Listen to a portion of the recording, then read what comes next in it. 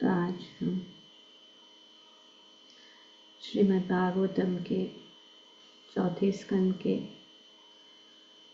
15वें अध्याय, जिसका शीर्षक है राजा पृथु की उत्पत्ति और राज्याभिषेक। तो मैत्री मुनि विदुर को बता रहे हैं कि हे विदुर,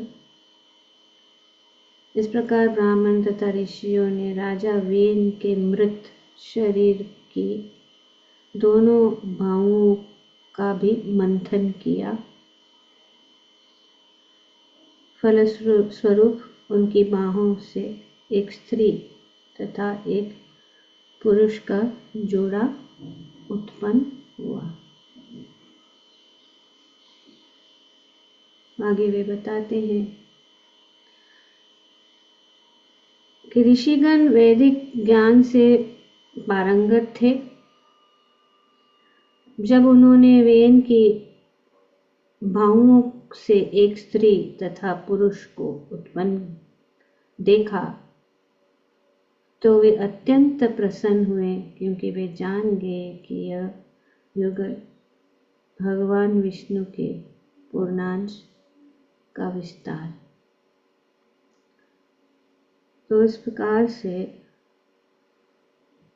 महाराजा वेन के मृत शरीर का मंथन करने से भगवान उत्पन्न हुए, भगवान विष्णु और लक्ष्मी। यहाँ पे बताया जा रहा है कि ये पुरुष तो संपूर्ण ब्रह्मांड का पालन करने वाले भगवान विष्णु की शक्ति का अंश है, और ये स्त्री भगवान विष्णु से कभी अलग न होने वाली एवं संपत्ति की देवी लक्ष्मी का अंश है। तो इस प्रकार से यहाँ पे बताया जा रहा है। श्रील प्रभुपाद अपने तात्पर्य में लिखते हैं कि यहाँ पर भगवान और लक्ष्मी जी की कभी भी अलग न रहने का महत्व स्पष्ट रूप से वर्णित है। तो भगवान हमेशा अकेले नहीं रहते। लक्ष्मी देवी भी भगवान के चरण कमलों को नहीं छोड़ती। वे हमेशा भगवान के चरण कमलों की सेवा में लगी रहती है, कभी दूर नहीं होती।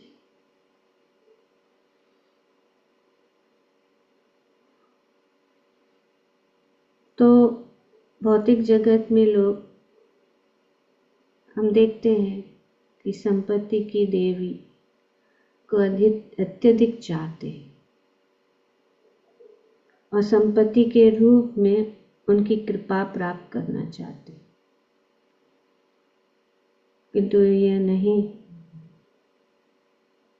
किंतु उन्हें यह जान लेना चाहिए कि संपत्ति की देवी भगवान विष्णु से पृथक नहीं हो सकती, कभी भी अलग नहीं हो सकती। भगवान वे हमेशा भगवान के साथ रहती है। उनका निवास जो है भगवान के साथ, श्री निवास, वे हमेशा भगवान के साथ रहती है, दूर नहीं होती कभी।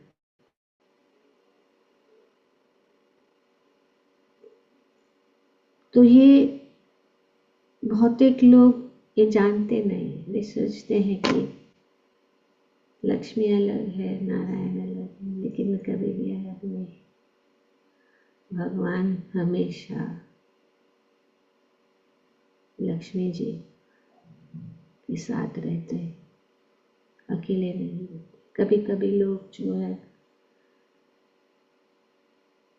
कृष्ण को भी अलग जो है पूजना चाहते हैं, कि कृष्ण कभी अलग नहीं।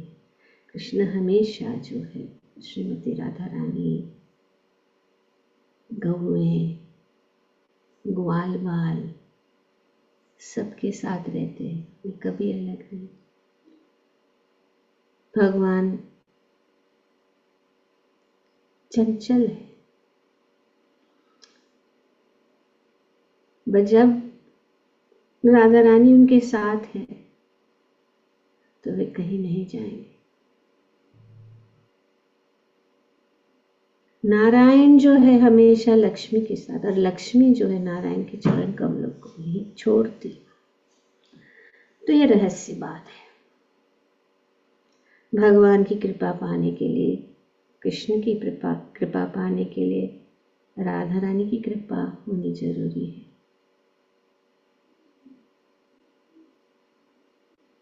और संपत्ति की देवी, या हम संपत्ति चाहते हैं तो लक्ष्मी जी वे अकेले, वे किसी को जो है संपत्ति नहीं देती। इसका वर्णन श्रीमद् भागवतम में हम देखते हैं, जहां पे लक्ष्मी देवी कहती है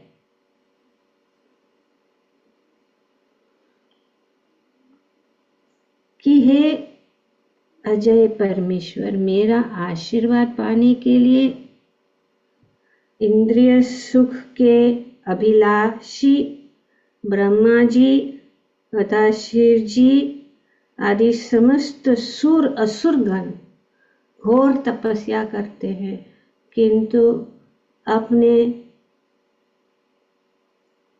आपके चरणारविंद की सेवा में संलग्न भक्त के अतिरिक्त अन्य पर में अनुग्रह नहीं करती, चाहे वे कितना भी महान क्यों न हो। क्योंकि मैं निरंतर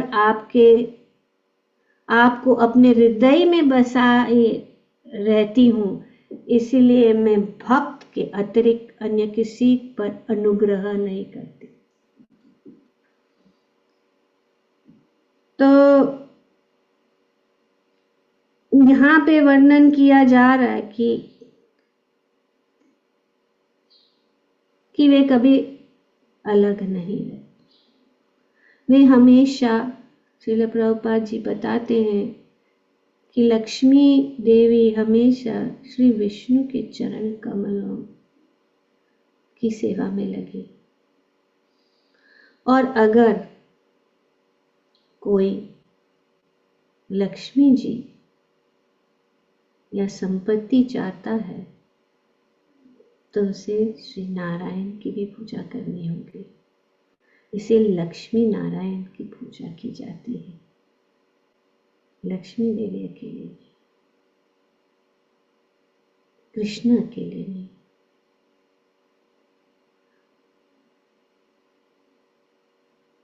और लक्ष्मी देवी किसके ऊपर कृपा करती है? वे उन भक्तों के ऊपर कृपा करती है जो हमेशा भगवान की सेवा में लगे रहते हैं।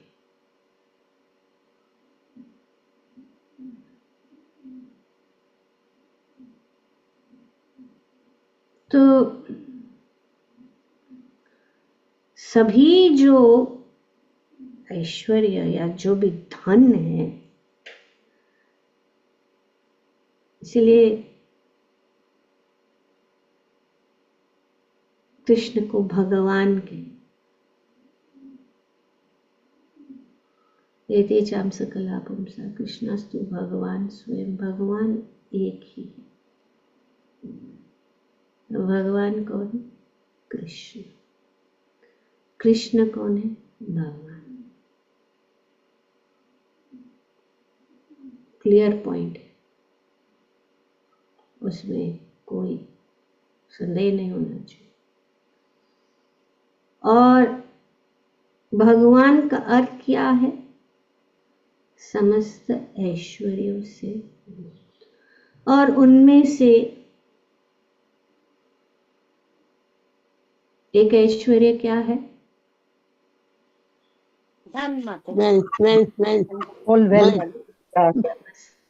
सबसे धनवान।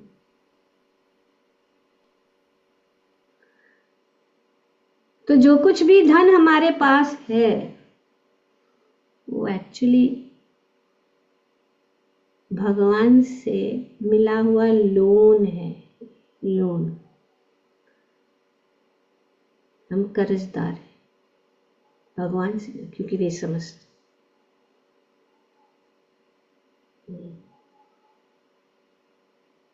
तो जितना भी जो कुछ भी है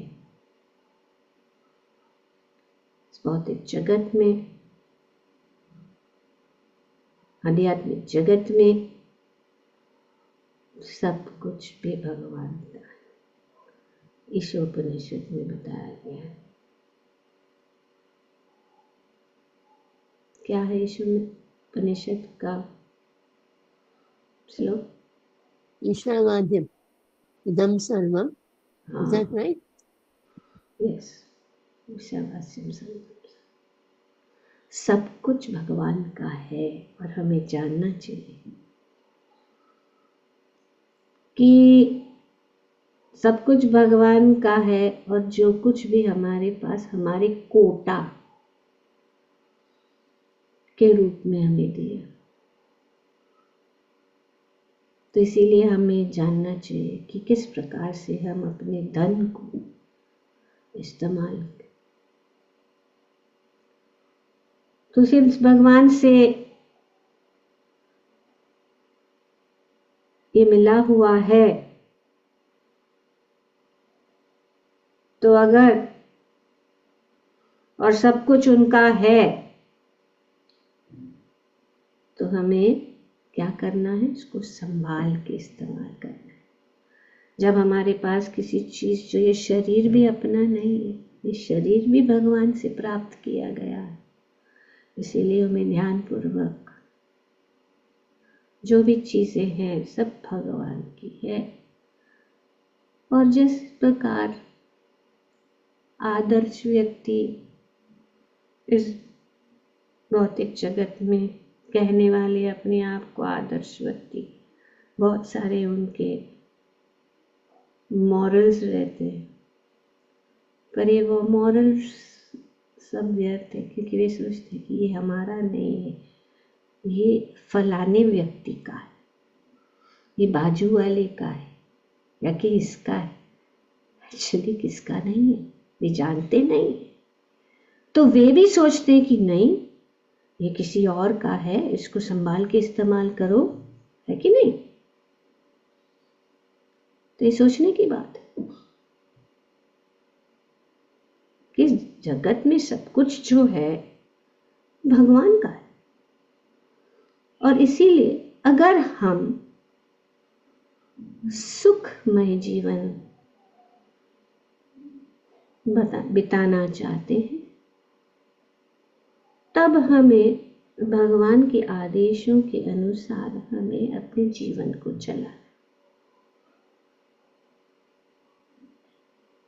तब जाके हम पूरे विश्व का क्यों धन न अपने पास क्यों न हो, हम उसका गलत प्रयोग नहीं करेंगे। ये सब राजा हम देखते हैं, अभी इस कथा में हम देखते महाराजा अंग, कितने उदाहरण हैं, कितने बड़े बड़े महाराज, इतने बड़े राज ऋषि कहते हैं उनके पास कितना धन होते हुए भी वे सब कुछ जो है भगवान की सेवा में, वे अपने पोजीशन को भगवान की सेवा में लगाने के लिए इस्तेमाल करें, प्रजा को धर्म का मार्ग दिखाने के लिए जब भी कोई धर्म की हानि हो, जैसे हम देखते हैं परीक्षित महाराज ने देखे उनके राज्य में कभी भी जब कली ने एंट्री किया तो तुरंत परीक्षित महाराज ने अपना तलवार निकाल के उसको मारने के लिए तैयार हो गए। तो इसीलिए जब हम इस प्रकार से बोलते हैं तुझको तेरा अर्पण, हाँ, तुझको तेरा अर्पण, वो हमारे अनुसार, पर ऐसा नहीं, ये गलत धारणाएं हैं।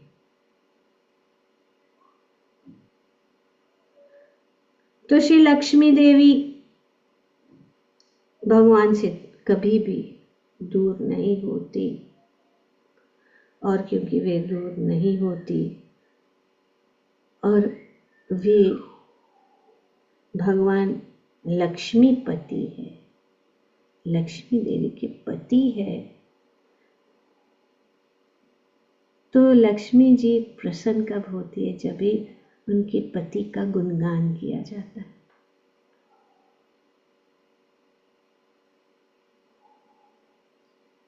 तो इस प्रकार से हम देखते हैं कि किस प्रकार से लक्ष्मी देवी यहाँ पे कह रहे कि मैं किसी को नहीं,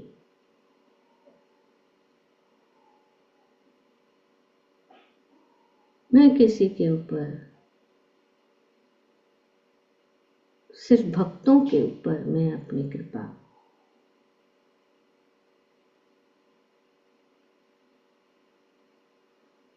तो हम देखते हैं कि यहाँ पे रावण का भी उदाहरण दिया हुआ है, और हम देखते हैं कि आजकल की दुनिया में जो भौतिकवादी लोग हैं वो क्या क्या नहीं करते, लेकिन उनके पास बहुत धन है। ऐसा लगता है कि लक्ष्मी देवी की कृपा उनके ऊपर हुई।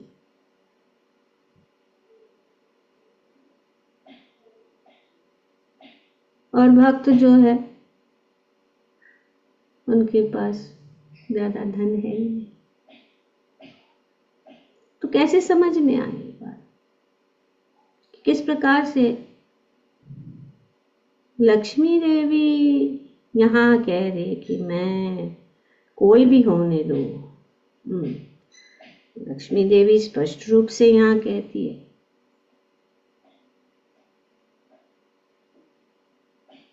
कि भक्त के अतिरिक्त मैं अन्य पर मैं अनुग्रह नहीं करती, चाहे वो कितना भी महान क्यों न हो,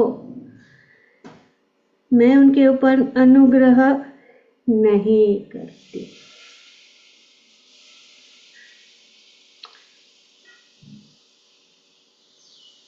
तो हम देखते हैं कि ये सब जो भौतिकवादी लोग हैं, नास्तिक लोग हैं, जो इंद्र तृप्ति में लगे हुए हैं, उनके पास इतना सारा है।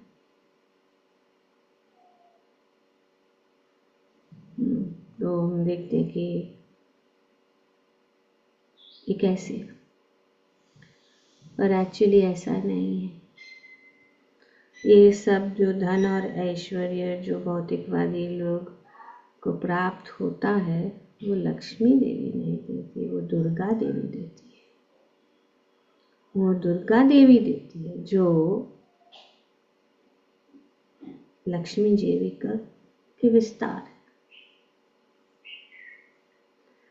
तो जिनको धन की प्राप्ति चाहिए वे दुर्गा देवी, और शास्त्र में भी वर्णन किया गया है कि धनम देहि रूपम देहि रूपपति भाजम देहि। हे दुर्गा देवी मुझे धन दो, मुझे शक्ति दो, मुझे यश दो, मुझे अच्छी पत्नी दो। तो इस प्रकार तो दुर्गा देवी, और ये जो है हमेशा के लिए नहीं है दुर्गा देवी, ये माया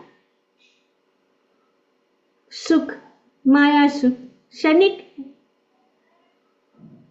इसीलिए प्रहलाद महाराज कहते हैं कि माया सुखाय भरम उद्वहतो विमूढ़।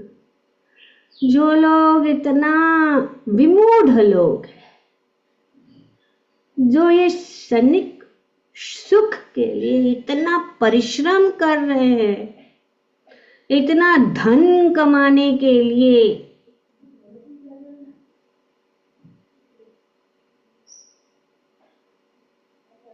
इतना परिश्रम कर, वे अंत में कुछ भी उनके हाथ में नहीं आता।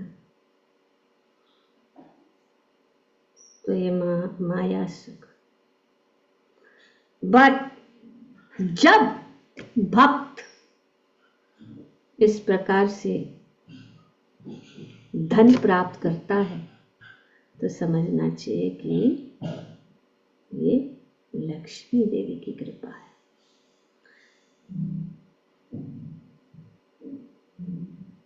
तो ये जो स्वयं नारायण के वक्षस्थल पर रहती है।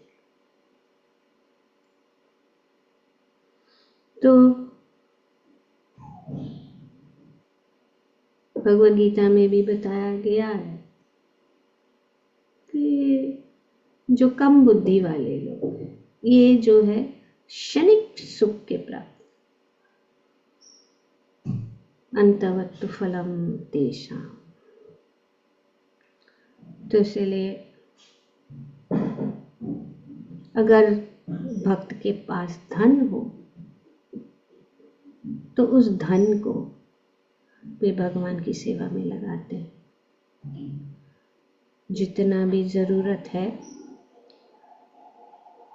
वे अपने लिए इस्तेमाल करते हैं, और जो भी उससे अधिक होता है वे भगवान की सेवा में लगाते। इससे हम बच जाएंगे। भगवद गीता में भगवान कहते हैं कि महान व्यक्ति को भी दो चीज नहीं त्यागनी चाहिए कभी, वो है तपस्या और दान। दान देने से क्या होता है, तपस्या करने से क्या होता है, हमारा शुद्धिकरण हो जाता है। हम सभी दोषों से मुक्त हो जाते हैं जब हम दान देते हैं। तो जब कोई हमसे, खास करके भक्त, ऐसे नहीं ऐसे वैसे, जो भक्त सचमुच भगवान की सेवा में लगे हैं और सब कुछ जो मिलता है भगवान की सेवा में इस्तेमाल कर रहे हैं, जब वे दान मांगते हैं, भेंट मांगते हैं, तो ये हमारे ऊपर अनुग्रह कर रहे हैं। They are doing us a favor.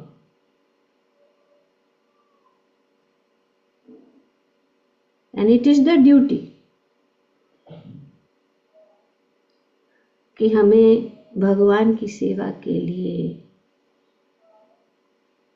भगवान के प्रचार के लिए धन इकट्ठा करना जरूरी है। नित्य सेवा का यही उद्देश्य है। हर महीने हमें कुछ न कुछ हिस्सा हर एक को जो कमा रहे हैं। कमाई मतलब ये नहीं कि नौकरी,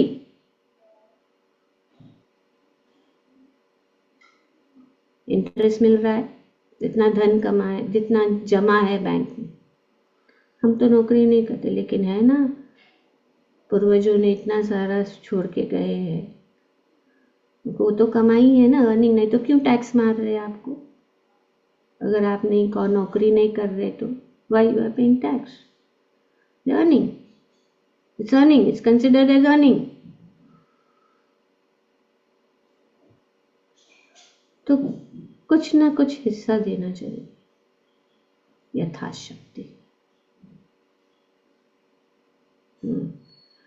जैसे कि हमारे में शक्ति है कि भगवान को हलवा पूरी खिलाने का, हाँ, लेकिन हम भगवान को चने खिला रहे हैं। ऐसा नहीं होना चाहिए।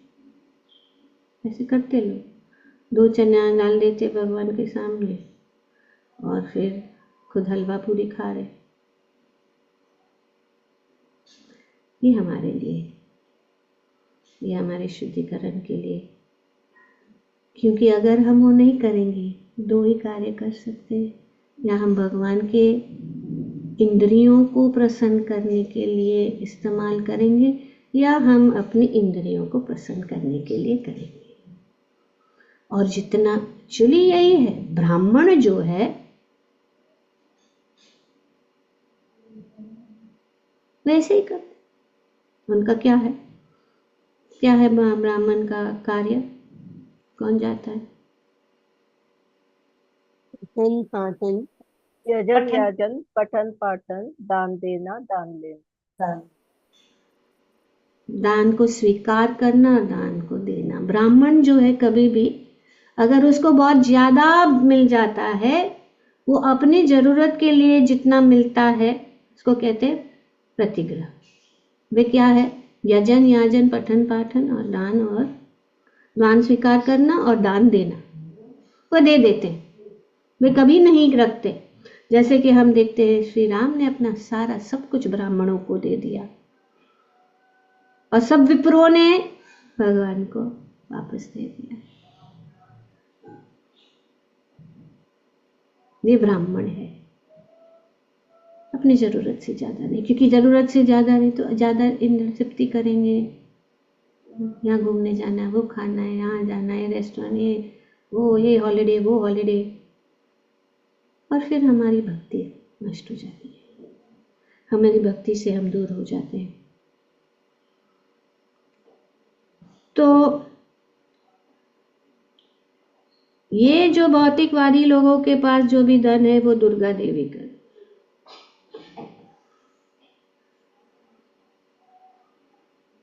और दुर्गा देवी भगवान के आदेश के अनुसार चलती है। मेड सर्वेंट, वे जगत लक्ष्मी है, वे इस भौतिक जगत की मुखिया है। तो इसीलिए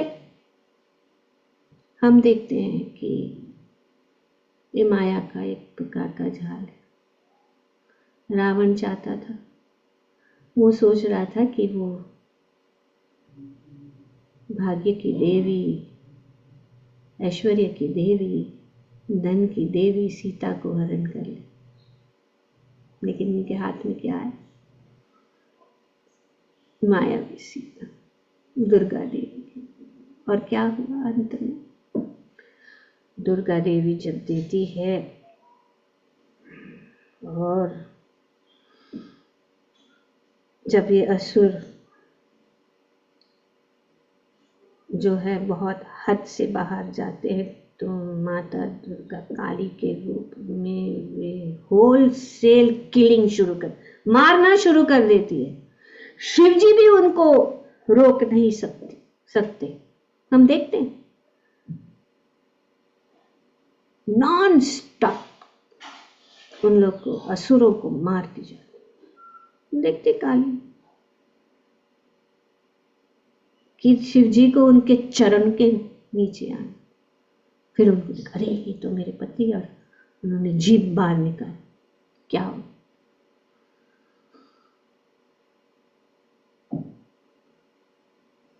तो इस प्रकार से हम देखते हैं कि रावण के साथ क्या हुआ। तो भौतिकवादी लोग जो इस प्रकार से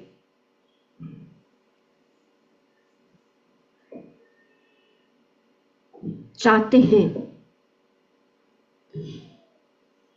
क्या चाहते हैं,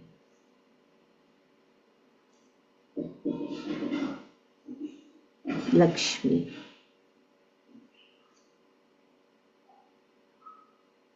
तो हम देखते हैं कि क्या होता है उनका। यदि कोई भौतिकवादी पुरुष रावण की नीति अपनाकर सीता को भगवान रामचंद्र से विलग करना चाहता है तो उसका सर्वनाश हो जाएगा। तो इसीलिए यहाँ पे आदेश दिया गया है कि जो लोग संपत्ति की देवी की कृपा से इस संसार में धनवान बन गए हैं, उन्हें चाहिए कि वे भगवान की सेवा में अपनी संपत्ति लगाए। कुछ परसेंटेज होना चाहिए। रूप गोस्वामी बताते 50%। हम तो वो नहीं कह रहे।